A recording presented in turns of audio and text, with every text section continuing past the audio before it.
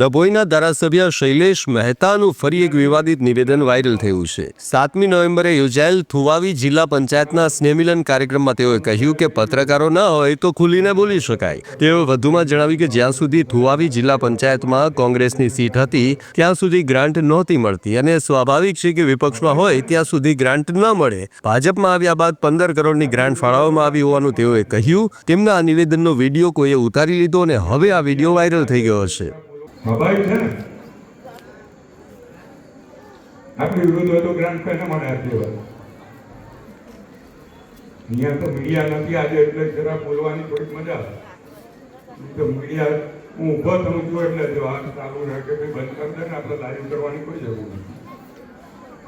લાઈવમાંથી પછી એ મીડિયાવાળા લેશે ને પછી એક કહે છે કંઈ પણ બોલીએ એટલે એક મર્યાદા આવી જાય છે।